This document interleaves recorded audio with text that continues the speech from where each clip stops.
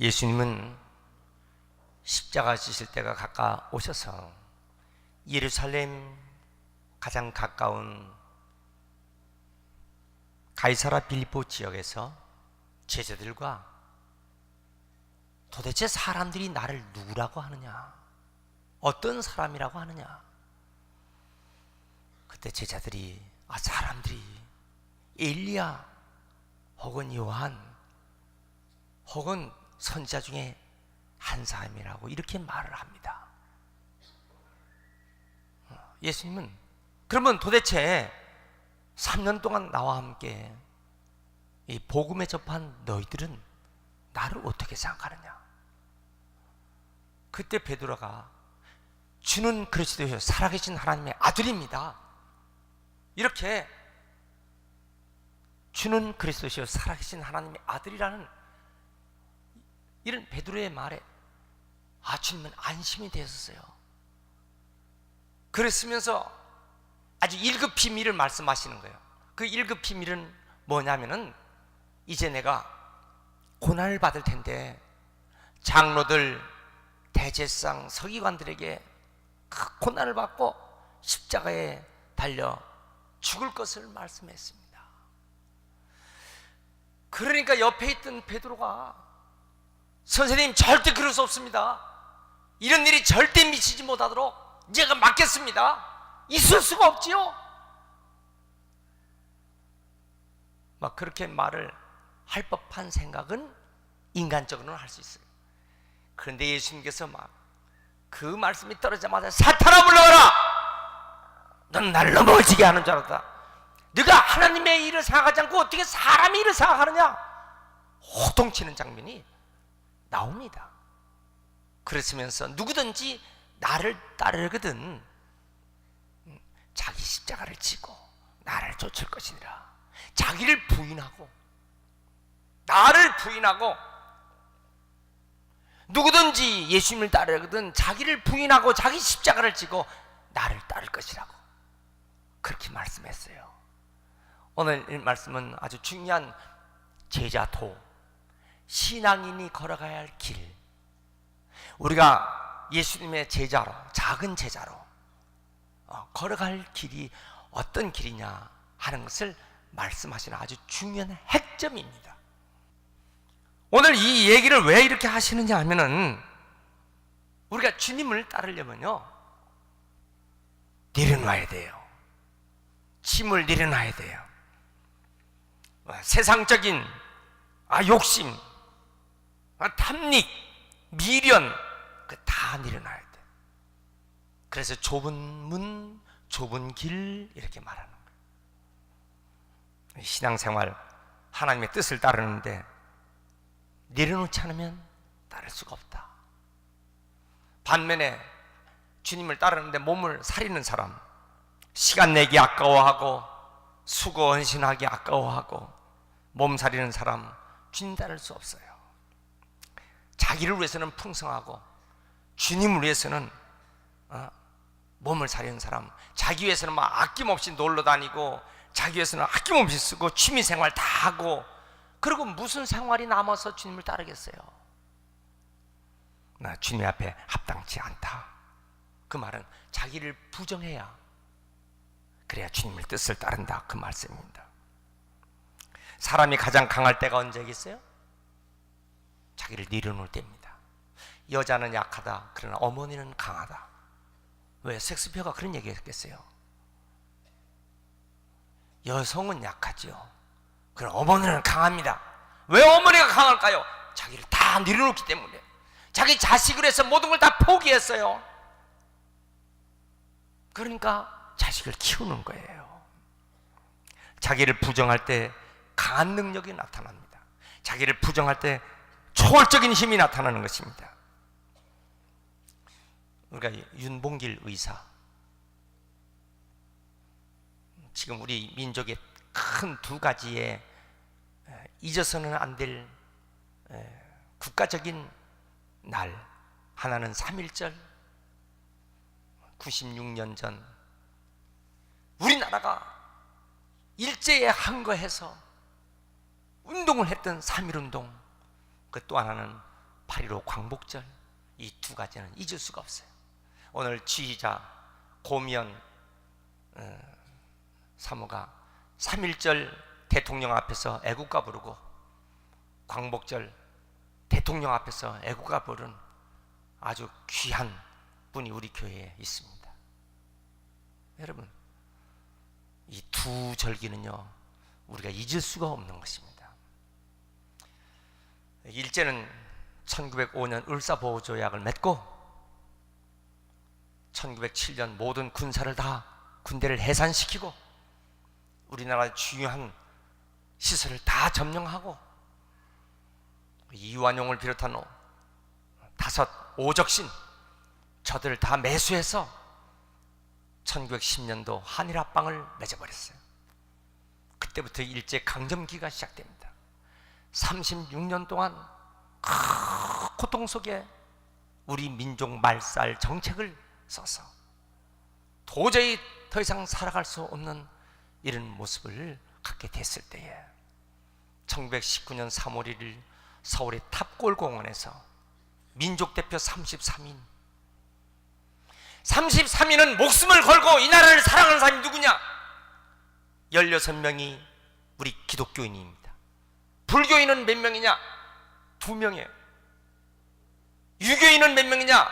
공자, 유교인 하나도 없어요. 기독교인이 주축이 됐어요. 3.1운동을 일으키니까 전국에 수십 교회들이 다 불탑니다. 수많은 기독교인들이 잡혀갑니다. 여기 수원 제일 가까운데 제암리 사건 거기다 놓고 왜 그럴까요? 일본 천황에게 신사 참배할 수 없다, 절할 수 없다, 그 얘기죠. 그렇기 때문에 우리 기독교인들이 순환을 당하는 것입니다. 6.25 1950년 6월 25일 공산당이 쳐들어왔을 때 공산당이 항거에서 싸웠던 기독교인들이 수많은 고통을 당하죠. 윤봉길 의사 일본 대장을 도시락통에 폭탄을 싣고 중국의 훈고공원에 그걸 가져가서 터뜨립니다. 일본 대장이 그냥 그 자리에서 즉사합니다. 거기 있는 모든 참모들이 즉사합니다. 자, 이 조센증이라고 해서 조선 사람들 이상하게 보고 쉽게 봤다가 일본 대장부터 그 자리에서 막 즉사하는 모습을 보고 이제 일본인들이 어떤 지폐를 못 갖는 거예요. 일본인들이 어떤 지폐를 가지면 조선 사람들이 어떤 폭탄을 던질지 모르니까 이때부터 일본인들이 얼마나 더 사모하고 조심스러워하는지. 윤봉길 의사 도시락 폭탄을 가지고 가기 직전에 자기의 선생님 김구 선생님께 가서 선생님 시계 갖고 계시죠? 얼마짜리입니까? 내 시계 5원짜리네. 김구 선생님 5원짜리 시계. 윤봉길 의사 그때 갓 결혼해서 아내로부터 시계 선물 3선, 자기는 50원짜리 시계, 김구 선생 5원짜리 시계, 10배가 비싼 자기 시계를 김구 선생님 손목에, 그리고 김구 선생님 낡은 5원짜리 시계를 자기가 대신 찼어요. 선생님, 저는 이제 오늘로 저는 마치게 되는데 선생님은 오래오래 이 나라 민족을 해서 싸우셔야죠. 그날 폭탄을 들고 훈고공원에서 터뜨려버렸어요.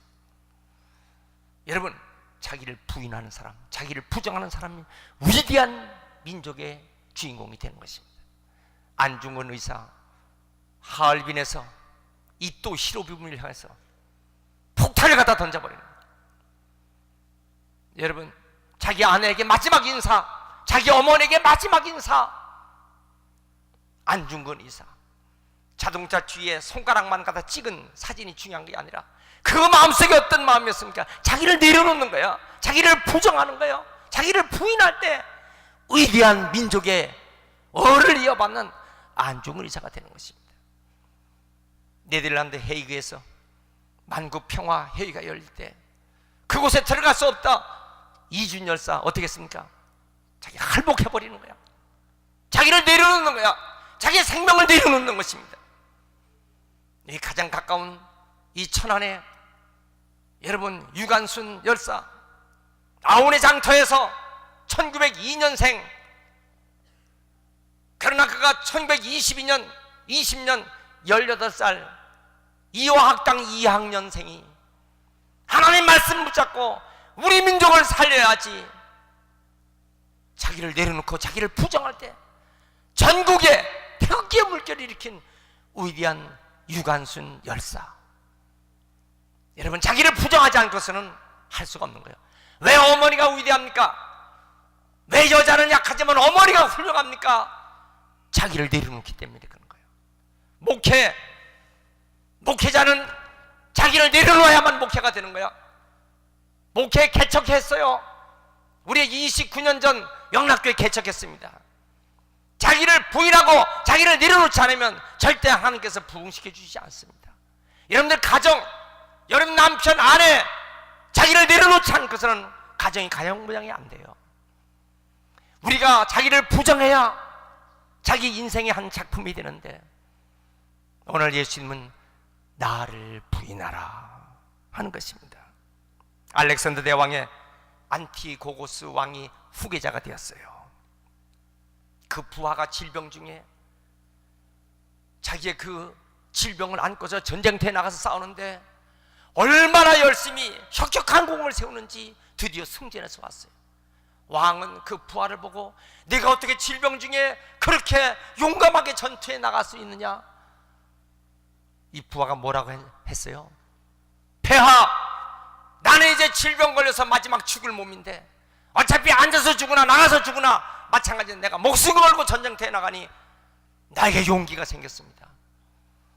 얼마나 왕은 그 충성스러운 부하가 감사한지 그에게 직위를 주고 그의 아픈 병을 정성을 다해서 의원들을 동원해서 치료시켰어요. 병이 났어요. 그 다음에 전쟁터가 또 일어났어요. 근데 그 다음 전쟁터에 어떻게 됐을까? 놀라운 사실이 벌어졌어요. 이 병사가 옛날의 용맹성이 없는 거예요. 그렇게 용감하지 않은 거예요. 전쟁이 끝났어요. 자기 부에게 왜 전과 같이 용맹성이 없어졌나 하는 말이 뭐라고 했는지 아세요? 이런 말을 했어요. 지금은 제가 건강하기 때문에 오래오래 살아야 되죠. 지금은 제가 이런 좋은 직위를 가졌으니까 그것 때문에 목숨 걸고 싸우지를 못했다는 거예요.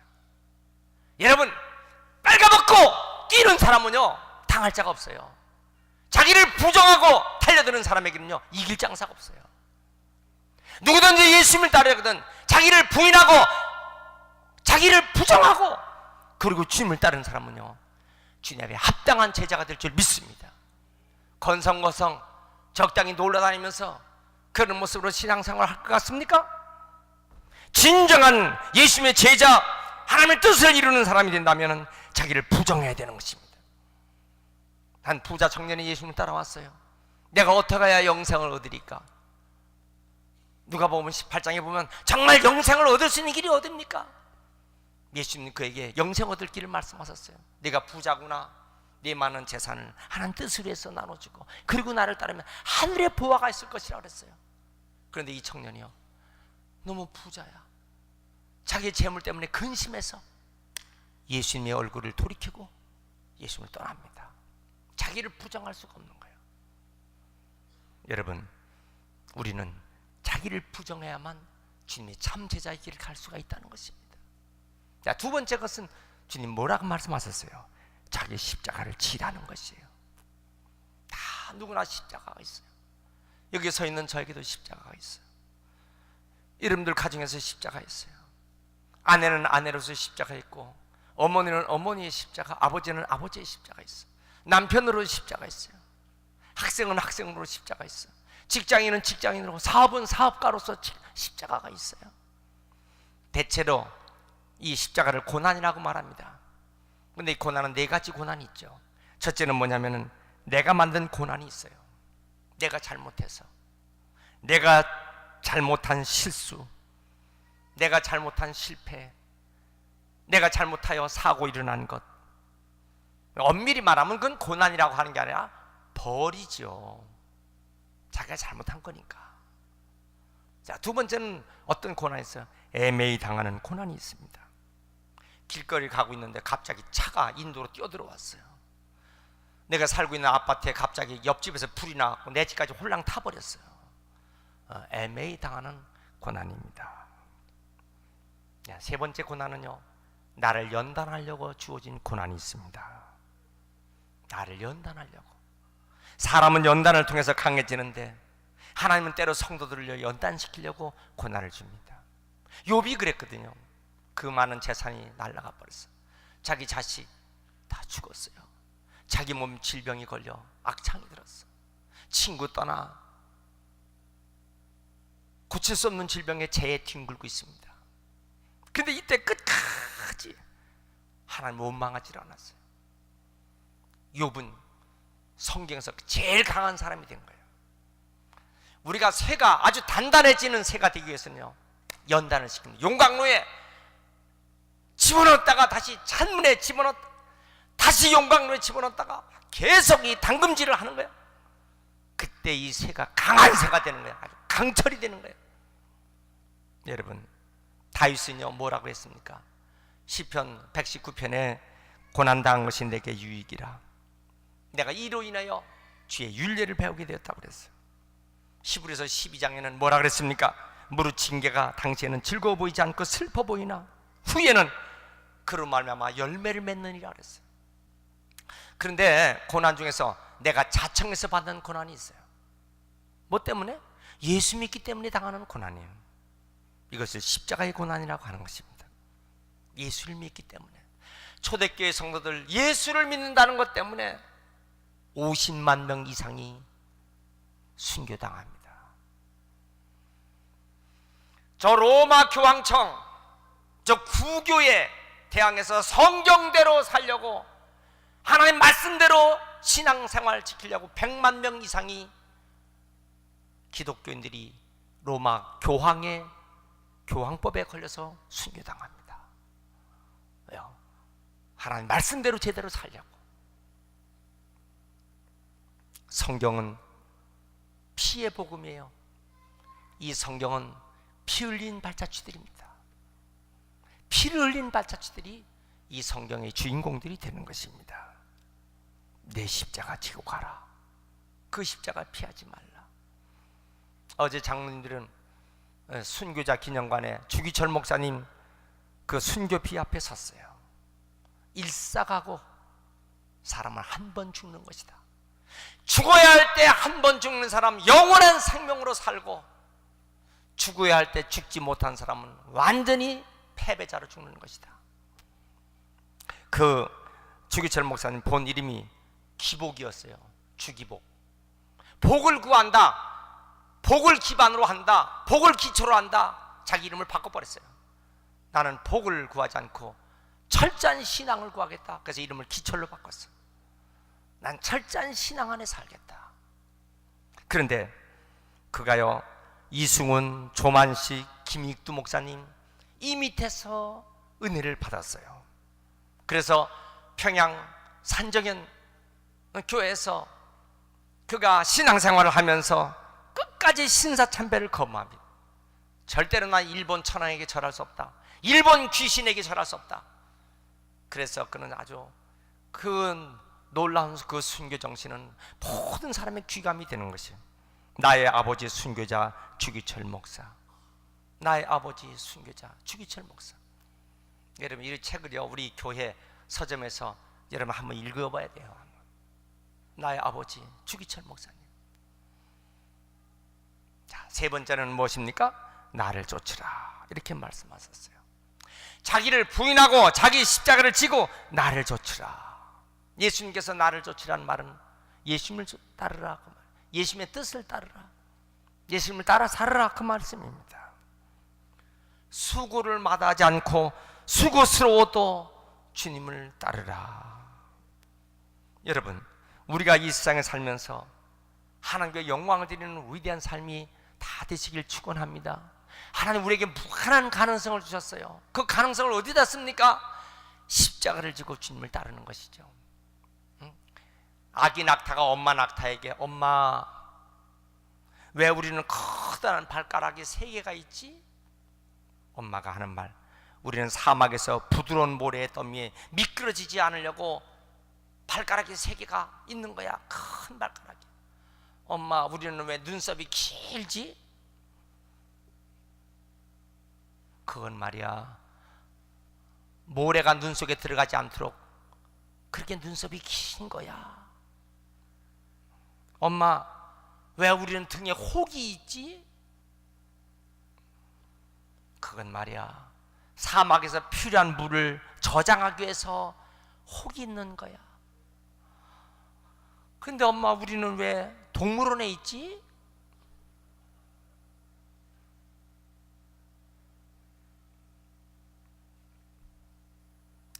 하나님 우리에게 많이 엄청난 것을 우리에게 다 주셨어요. 그런데 주님께서 일을 안 해, 쓰지를 않아. 그 무슨 소용이 있겠어요?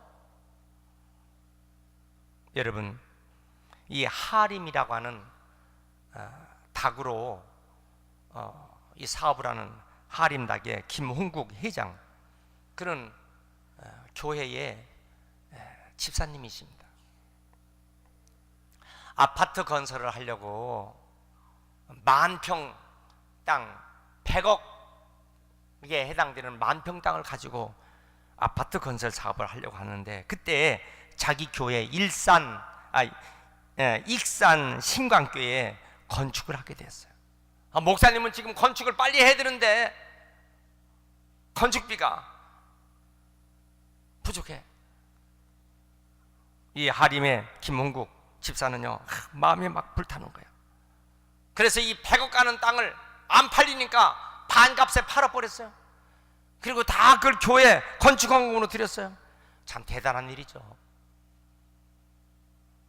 근데 얼마 후에 하림 양계장에 불이 났어요. 닭들이 다 불타 죽었어요. 망했어요. 그러니 목사님 심정이 어떻겠어요? 장덕순 담임 목사님이 그 집사님 붙잡고 엉엉 울었다 그랬어요. 그거 뭐 운다 그래서 이게 되겠어요? 그런데 김홍국 집사님 낙심하지 않고, 자본이 없지만은 가진 거 없으니까 할 수 없이 산속에 들어가갖고 양계장을 했어요. 그런데 얼마 있다가요, 우리나라에 조류독감이 도는 바람에 닭들이 다 그냥 몰살을 해버리는 거야, 양계장마다. 그런데 산속에 들어가서 키운 닭은 한 마리도 죽지 않고 그 외에 엄청난 흑자가 나서 얼마나 부자가 됐는지. 나중에 그 간증 부분은 양계장에 불난 것이 그게 하나님의 저주가 아니라 하나님의 피할 길을 주셔서, 하나님은 반드시 헌신한 사람에게 피할 길을 주십니다. 지금 연간 매출이 5조 원이라는 거예요. 여러분, 1조도 큰 건데 연간 5조씩 하나님께서 그에게 부어주시는데, 주님의 교회에서 십자가 진 사람 망하는 일이 없어요. 아멘 합시다. 주님의 교회를 위해서, 주님의 일을 위해서 내 마지막에 바로 이 옥합 25평 제 아파트, 제 젊은 30대 초반에 아이들도 지금은 셋이나 있는데, 그거 하나님 옆에 바쳐보니까 내가 길가에 내려앉을 것 같아. 16년 동안 있었던 과학고등학교에 퇴직금 받아갖고 통장태, 도장채 다 바쳤으니 나는 아무것도 없어. 그럼 오늘날 막 거지가 됐겠네. 하나님께서 안 거지 만들어요. 어떻게든지 하나님은 살려놓죠. 그런 아이들 다 비참하게 됐겠네. 절대 그렇지 않습니다. 하나님은 다 길을 열어놓으셔. 이것이 십자가를 지는 사람에게 주신 축복임을 믿으시기 바랍니다. 할렐루야. 시편 13편에 보면요, 내가 여호와를 찬송하리니 이는 주께서 내게 은덕을 베푸심이리라. 하나님 우리에게 은덕을 베풀어 주신다. 시편 116편 내 영혼아 내가 편안함으로 돌아갈지어다 여호와께서 너를 후대하심이로다. 하나님께서 후대해 주신다. 아브라함을 보세요. 하나님께서 복의 주인공, 믿음의 주인공 아브라함, 하나님께서 어떻게 했어요?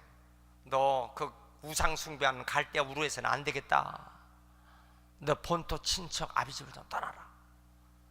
그게 떠나는데 얼마나 가서 나중에는요, 이 사라와 하갈, 이 종 하갈과 이스마엘, 거기에 막 갈등이 생깁니다. 하나님께서 뭐야? 내쫓아버리라.